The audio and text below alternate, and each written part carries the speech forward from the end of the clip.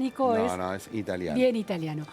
Luciano, tenemos la idea, sabemos de la monarquía británica por Lady Di, digamos, esos íconos expuestos a la opinión pública. Esa es una de las funciones de la monarquía, que tenga un valor de representación ante la sociedad, no importa si es en la edad moderna, edad media y ahora. Sí, A ver. por cierto, hoy por hoy es casi la única que mantiene la monarquía Ajá. británica, sobre todo después de la Segunda Guerra Mundial. Sí. Ya en el siglo XIX había perdido bastante de su rol político.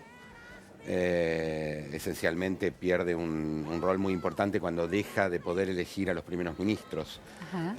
Una vez que el Parlamento británico en el siglo XVIII toma esa prerrogativa, los reyes pierden una autoridad muy relevante, Claro, ¿no? Que claro. es una prerrogativa que, por cierto, en otros lugares mantuvieron. Por ejemplo, la monarquía prusiana mantuvo Sí. la posibilidad de elegir primeros ministros, aún teniendo parlamentos electivos, con voto incluso masculino universal.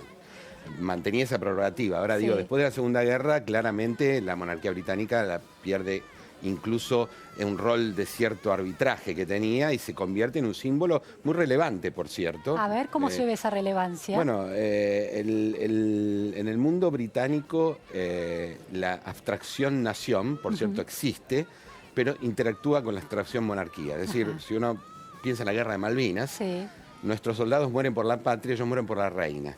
claro.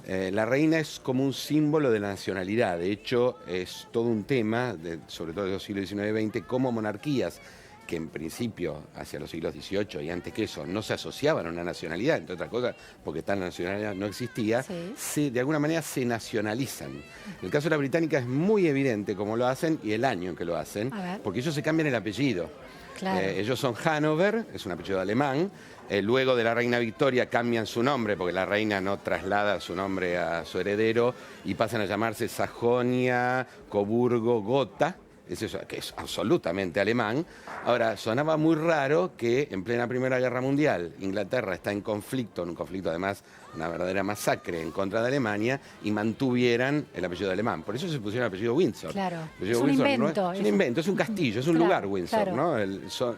La monarquía se pone el apellido de un lugar donde tienen un castillo muy tradicional de la monarquía británica. Ahora, ¿la sociedad lo absorbe con naturalidad, a ese cambio de nombre? Y cuando sucedió, por supuesto, es más, era casi un reclamo de la sociedad, porque pensá que eso sucede en 1917, Claro. plena Primera Guerra Mundial, Claro. donde la construcción del enemigo alemán es central en la opinión pública. Claro, qué interesante. Y al revés, uno diría, sonaba mal. Y hasta había sospechas, en la Segunda Guerra también, hay sospechas acerca de algunas relaciones de la familia real con el enemigo. Entonces era muy importante eso. Pero el problema de la nacionalización de las monarquías lo viven todas las monarquías. Algunas incluso acaban con ellas. El caso del Imperio Austrohúngaro, en ese caso no se llamaba rey, se llamaba emperador. Es una monarquía que colapsa por las tensiones nacionales, Claro. en una zona donde las tensiones nacionales subsisten hasta hoy, ¿no? Claro. Luciano, me parece súper interesante este señalamiento del vaciamiento político del rol de la monarquía. Uno como persona común y corriente que sabe la monarquía, Lady Di o The Crown en Netflix, esa serie buenísima. Sí.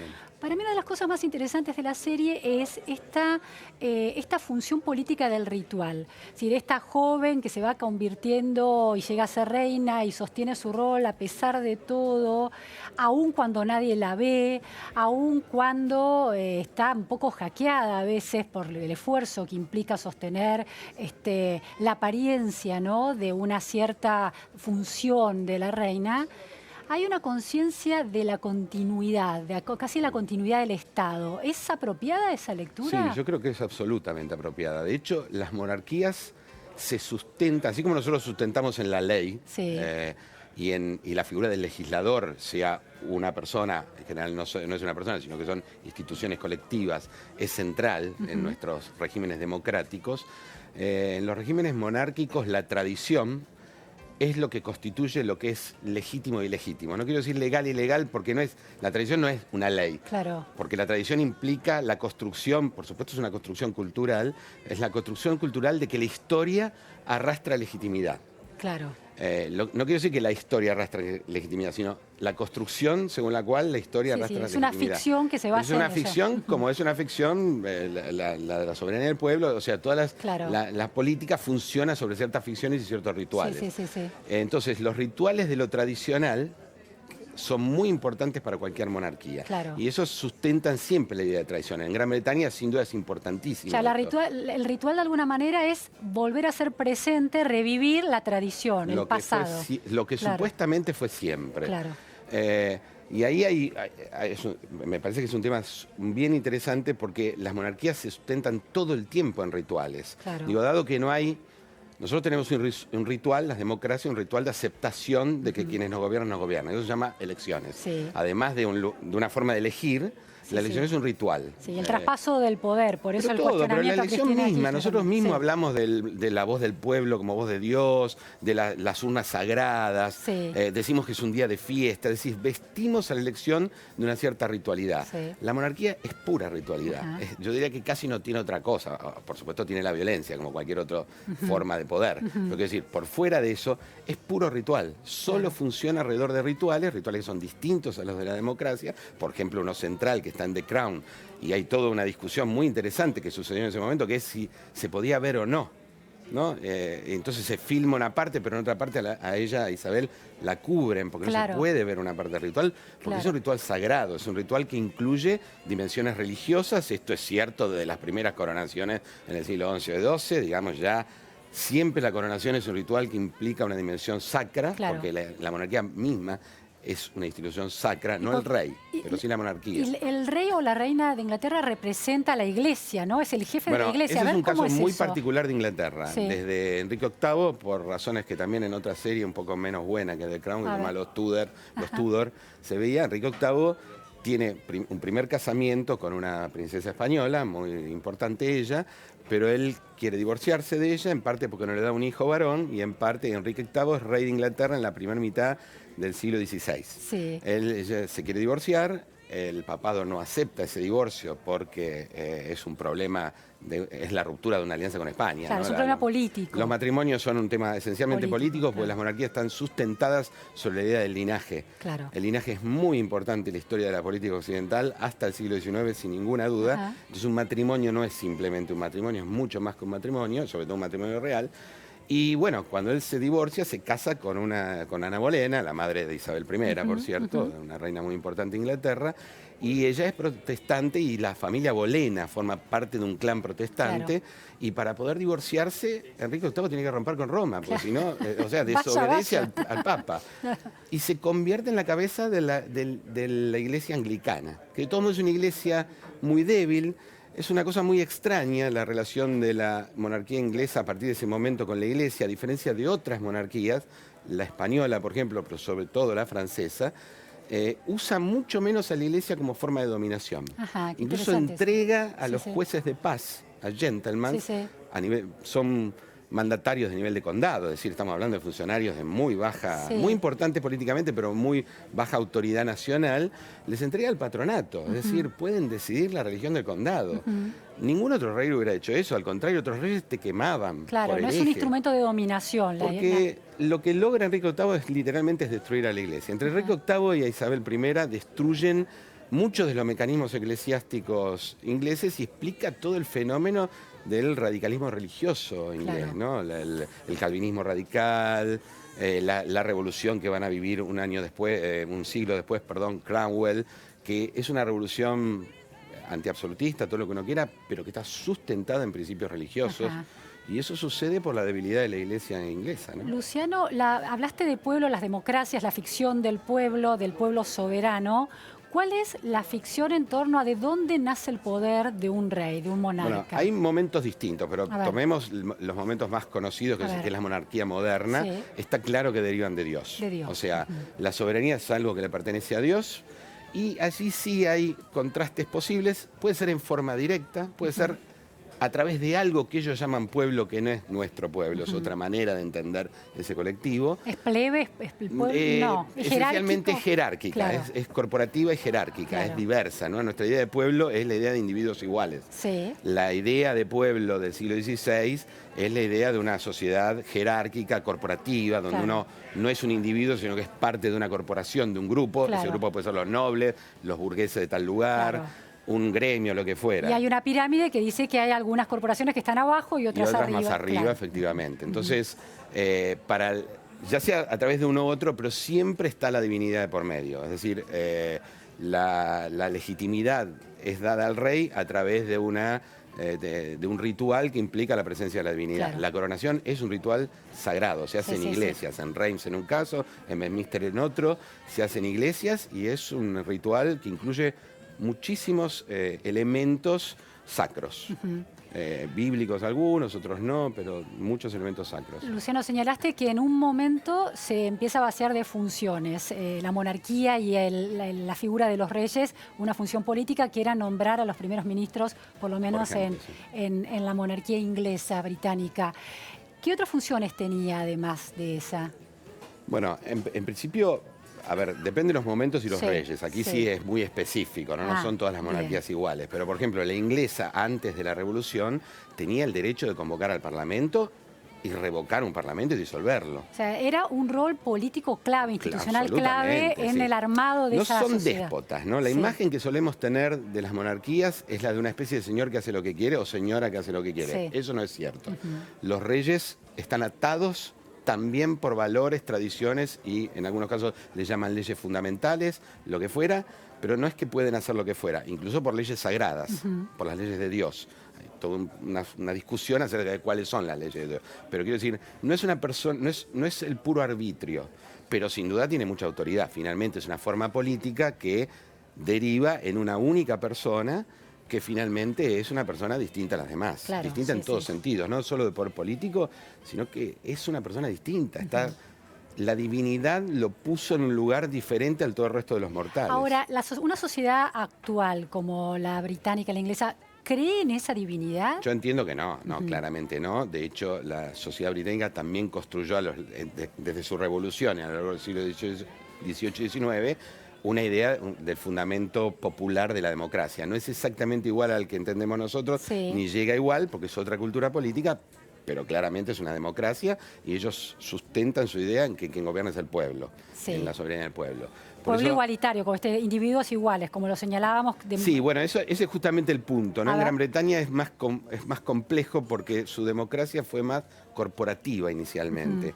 El hiperindividualismo llega recién a fines del siglo XIX. En Francia, en cambio, la Revolución Francesa ya irrumpe el individualismo. Son individualismos distintos también. La idea de que es un individuo es un poco diferente.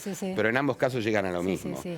Ahora, aún a pesar de este vaciamiento de función política, de que el rey o la reina ya no nombra al primer ministro, hay una discusión en Gran Bretaña acerca de si todo este gasto en sostener la monarquía y esta representación ante la opinión pública tiene sentido y si esa existencia tiene todavía alguna función política. ¿Es interesante que siga siendo una monarquía parlamentaria? Bueno, el punto más notable es que la mayor parte de los estados europeos son monarquías. Nosotros hablamos de dos, en buena medida, porque yo conozco bien dos, pero no son, es decir, la mayoría son monarquías. Siguen teniendo reyes que cumplen este tipo de funciones.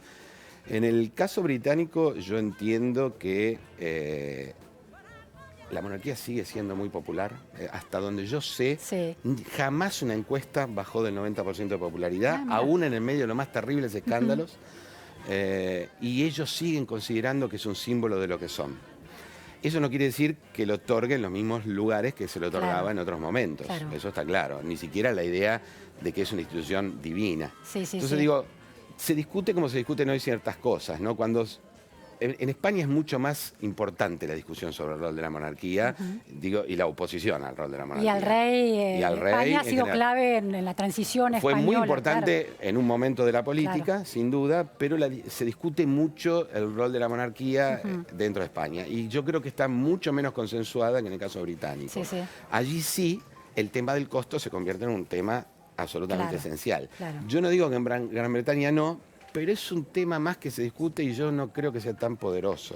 Ahora, ante una crisis política que afecta a los partidos que integran ese parlamento y al primer ministro, ¿la figura de la reina es importante? Yo entiendo que sí, que sigue siendo muy importante para ellos. Es equivalente a lo que para nosotros es la bandera, es un símbolo de la nación. Es más, es todavía más que la bandera, porque insisto, bueno, nuestros soldados también mueren por la bandera, pero ellos mueren por la reina. Claro. Es un símbolo central de la nación y lo mantienen por eso. Se tienen que adaptar a ciertos comportamientos, por eso. Otra cosa que se ve muy bien en la serie, que es un tema de las monarquías antiguas, ¿no? Ahora, es la relación entre la vida privada y la pública, lo que vos decías, ¿no?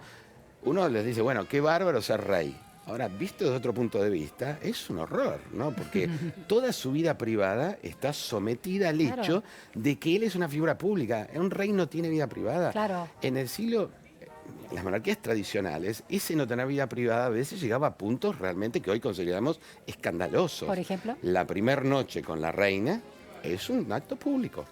Es un acto público. La consumación del matrimonio debe ser observada por el obispo. Yo no me quiero imaginar casi como testigos de que eso suceda, porque eso sella la alianza. La consumación del matrimonio es lo que hace que el matrimonio sea un matrimonio. Claro. Eso es clave en la religión católica, claro. ¿no?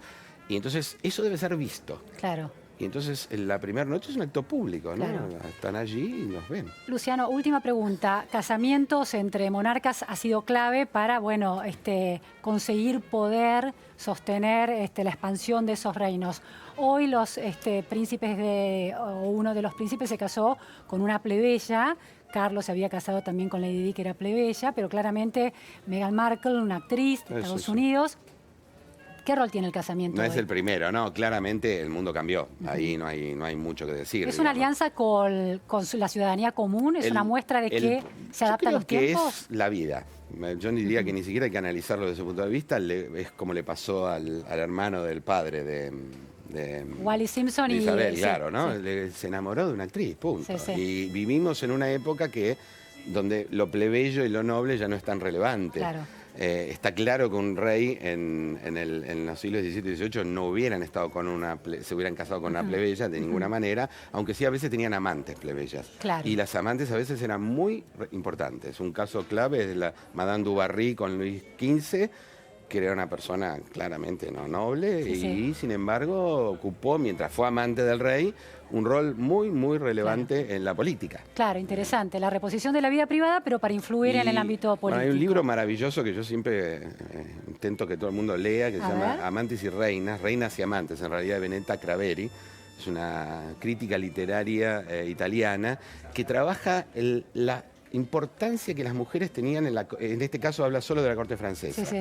Alrededor de la figura de la reina, es decir, la esposa legal, pero sobre todo de una cosa que desde Francisco I se convirtió en crucial en la política francesa, que es las amantes.